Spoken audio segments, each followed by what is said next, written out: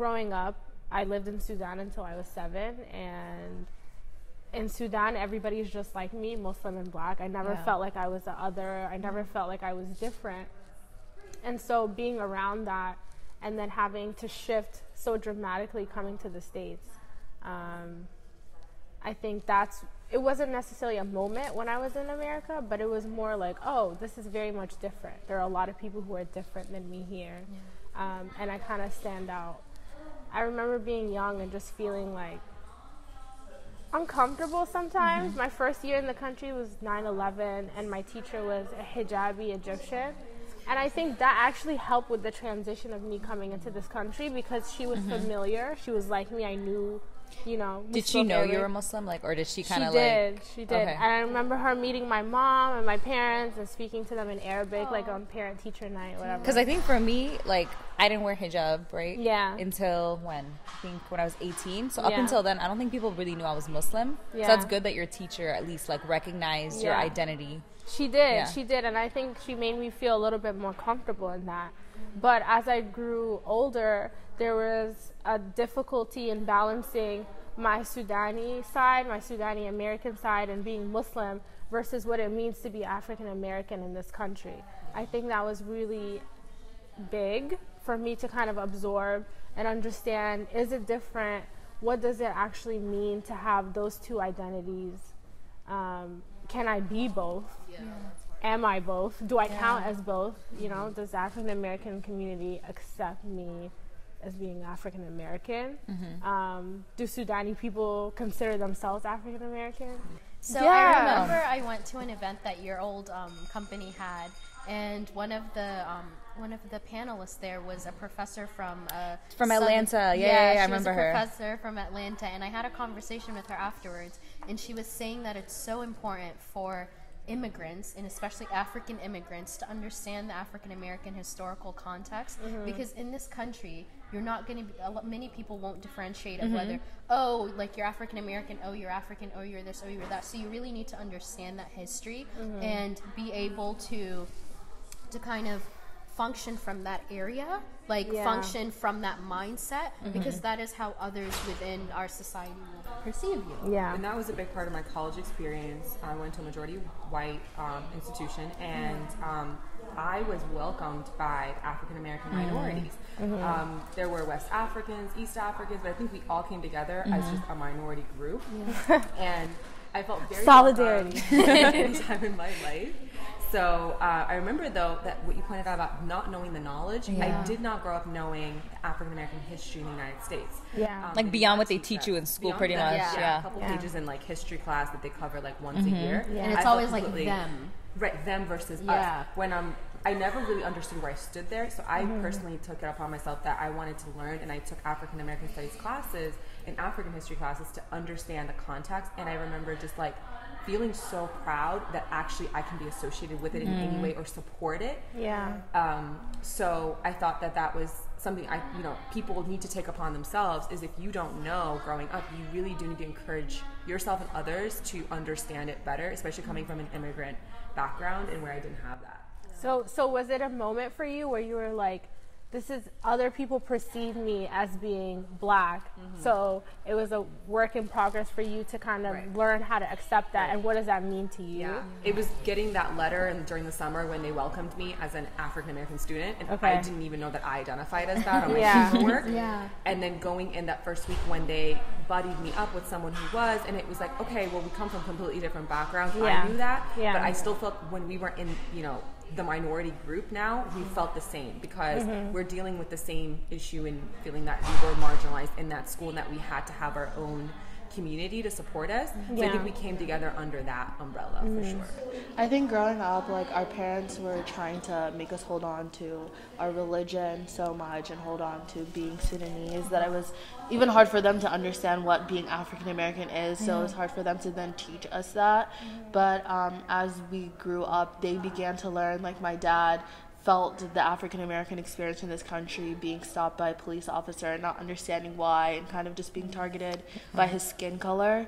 And so when it's like, it doesn't matter that you're an immigrant, it doesn't matter that you're educated, and like all this stuff that I think a lot of Africans other themselves from African Americans, it's like, no, I have a master's and this and that, but it's like you're the same. And knowing that history, that's what unites us. You know, I feel like for a long time we were taught to divide ourselves between Africans and African Americans, but it's like our histories are so rich and so similar that uniting together just gives us more power. And you know, the thing is, I think like when it comes to uniting, I feel like we need to educate people sometimes, but that starts like with educating ourselves. I know like when I was in high school, a lot of people who were African American were confused by me because I was confused by myself. So I think like, yes, I feel like their reaction to me was more because I literally did not know my identity. So when girls would just be like, what are you? I literally had no answer. So I don't know, I just took on a completely different identity than them. And then when I went to college, I started hanging around like more African Americans, like Razan did, but that was before I wore hijab. So I think when I threw in like the visible Muslim identity, I got even more confused. And then I started working with like mainly the Arab and South Asian community, and then that really messed me up. I think when like I've told you guys the story before where I was like so solid in my identity at one point where I was like, all right, I'm Arab. And then one time, this Arab guy walks into the room, and he's like, guys, we're shooting a video featuring Arabs. And he picks everybody in the room who looks white or looks South Asian and says, guys, get in the video. And then he looks at me and walks out the room. He, like, and knowing my background, he still chose to not include me because of my skin color. I didn't know he actually knew your background. He knew me. I thought it was just... He knew me, but he did not understand that I was also Arab as well as like African. But I felt like from that day on, I like completely set aside my Arab identity and then took on my East African identity. Like mainly actually hanging out with you guys. I think I started to embrace it more, start connecting more to like the African American experience. And I think I like became more proud of it, and like nobody can tell me otherwise. Like I feel like I am like a proud African.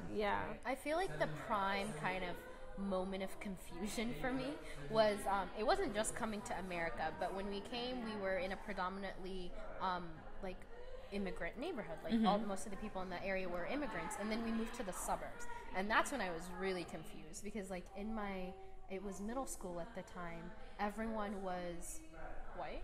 There was like there was maybe one hijabi in high school. I was the only one in middle school. And then there were like 5 black people in all of middle school. So I was just like, okay, this is super different. Not only am I in a whole new country, but I'm in an area where I am completely not what everyone else looks like. And so it was then that I was like, okay, what am I? Like that was the point where I was like, okay, I really need to begin to kind of figure out who I am in this like spectrum of people.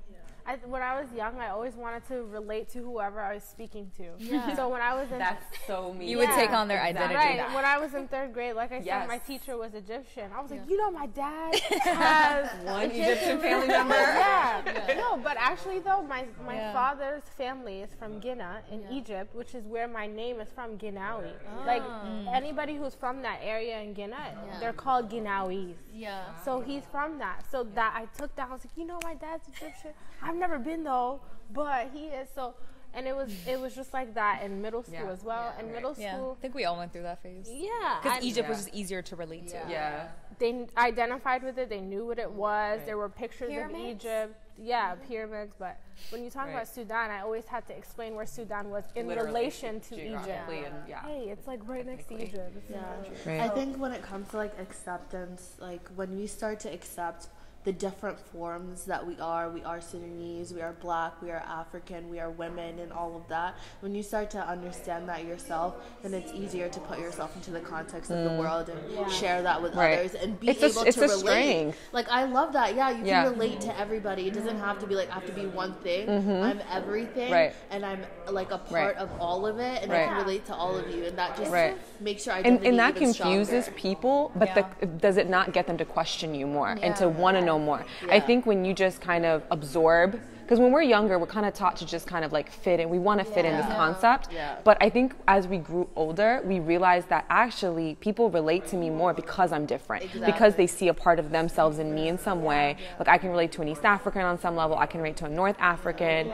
I can relate to an African American, right? To a Muslim, to another woman, and all those things. It's really hard. It is definitely a burden, but I think that the more we grow into it, it's actually a huge asset that we have in our workplace, in our relationships with our friends, with our families, with our neighbors. Like it's a beautiful thing. Yeah. I think it's just when you meet somebody and I look at you, pretend I don't know who you are or where you're from or anything, and I'm looking at you guys and I would try to guess.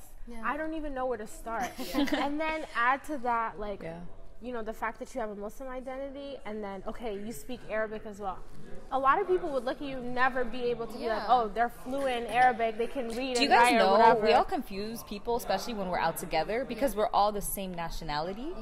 Or ethnicity, but literally we all look so different. So that's the beauty of it, because we're all literally a palimpsest. We're all made up of like such different layers, because we're shaped not only by like what's in our blood, but who we interact with, our context, our environment, like all of these factors, our experiences, what we read, who we interact with. And I feel like because we can kind of touch on so many different points, it just creates so much more like dynamic relationships. And and even how we all met, it was at different times, like middle school, high school, and there's plenty of stories you guys will hear at some point. But I think it's so amazing that our relationships, even with each other, being from the same part of the country, city. Some of us went to the same school. Some of us are related, but you would never know. That's for later. So. Episode 2 and 3. Stay tuned.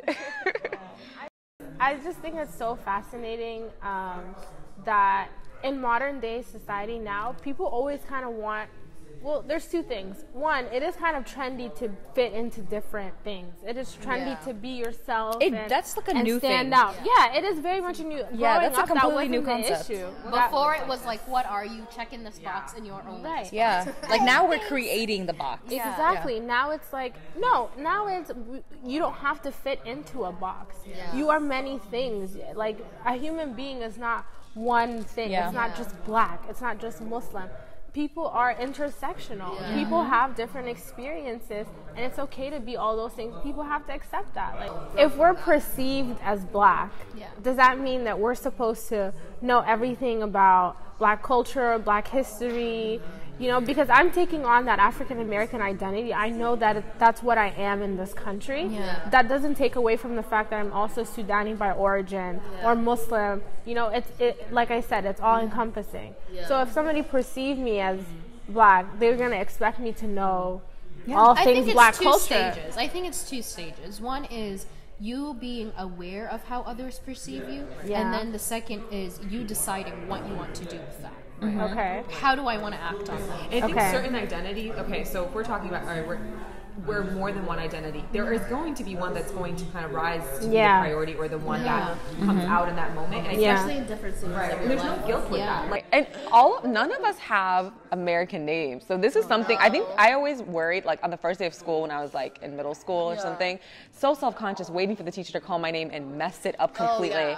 But I swear that is the reason now I love my name, because you're going to remember it and you're going to ask me questions. And now you will remember me based on the answer I gave you and not just the name. You know how like we're saying now it's cool to be different? Do you think that's also for like little kids, like in school? Like if you have a weird name, do you think it's cool now? Versus when we were kids? But I think working with kids, they do go through that struggle where they're trying to fit in. I kind of do think that in other ways though. No, even with the names. Like I see people, you know, for example, name Muhammad go with no or whatever. No shade, but it really is to kind of just make it easier. For other people. It's funny though, like I see that a little bit, but depending on where you are and like what part of the country you're in, I see a lot of children that are just like, listen, I am what I am. My name has 3 clicks in it, and you just gotta figure it out. Right. And it's wonderful. Did she just say 3 clicks? 3 clicks. Who got a name with 3 clicks? You never know. I hate you guys. But But do you think like post Black Panther, like now that's cool, like pop culture is making it cool, it's right? cool on Twitter. So cool. I mean, yeah. And, like, I feel like kids try to flex. Like, yeah, I got 3 Asian friends, 2 Black friends. Yeah. I haven't seen that, to be honest with you. But you know, along with all that, that, there's still like lots of bullying. I don't know. I feel like it depends. Like I can't even say it's cool now. I really haven't seen that. Because like bullying is out of control now. And kids are mean. Kids are still mean. You can't change I think that. there are good examples of people that speak up about being different now, like on social media, on just a national platform, international platform. Like knowing that there is someone out there that is accepted as they were and they're like you, it makes you more confident. I think we may not have had those examples growing up, but like we ourselves are examples of other people. Someone else is an example for us. I just think it's only going to get better. I'm looking at it in like a positive way. I think so too. But I agree with you in that the difference may not necessarily be that kids are more confident in who they are. It's just like they actually have figures to relate to, and who speak about being different and that it's okay to be different. So it makes the process of and no matter where you grow up, easier. a small town where there's nobody there that looks like you can go online now and look and hear from people that are across the country and are doing something amazing. And you're like, wow, I can do that. They look like me. They have a similar name, similar background. Like that's, I think the way we're interconnected on a global level helps this whole. I mean, just thinking about Belay, sorry. I'm still thinking about Belay. I'm still thinking about Belay. So you remember the Russell Peters skit? That's her throat. No, I don't remember. I didn't watch it. But this reminds me of the Warsaw Shire poem, where it's give your daughters difficult names. It's like, I sure will.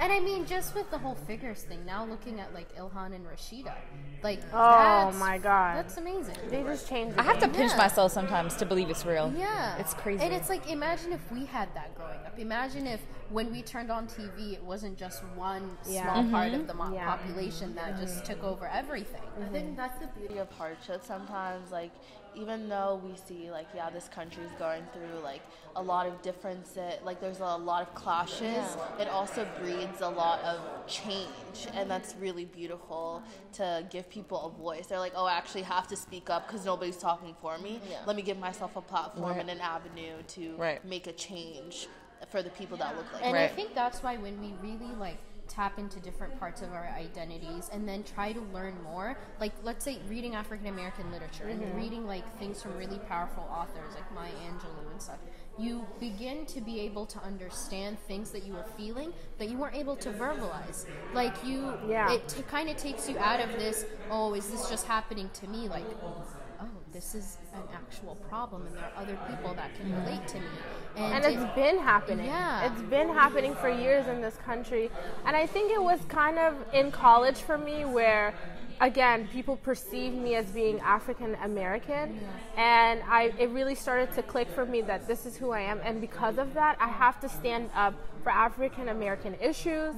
I have to talk about the fact that, yes, I am an intersectional woman and have a lot of identities with me, but this is important for people who are like me, people who are Sudani, who are Muslim, to speak on these issues as well, because we all do fit in this category. There's nothing wrong with being African American. It's just another layer. Being African, being an immigrant, being Muslim, being just like 1 to 10, you know? All of that no longer matters. I think one thing that does, like, I think the root of this whole thing is no matter how you perceive yourself, it does not matter. I think it's how the world perceives you. Definitely. And, like, you have no choice but to respond to it. I feel like no matter what, you got to be ready for it. You got to educate yourself. You have to be ready to speak up. I think no matter what, I think it is a responsibility. And people ask questions all the time about, you know, when it comes to my Muslim identity, they'll ask questions all the time about, why do you have to wear hijab? What are you going, what is Eid? You know, in high school, somebody asked me that when I didn't wear it and you did in class. This one girl asked me, she was like, so why don't you wear it? And I was not ready to answer that question. But does that ever get heavy, like walking around feeling like you have to be ready at any point? It's heavy. Facts about how people perceive. It's heavy, but that's just the state of the world we're in. Because then it makes it easier to accept yourself. When you know that you're not alone. Right. Exactly. Right.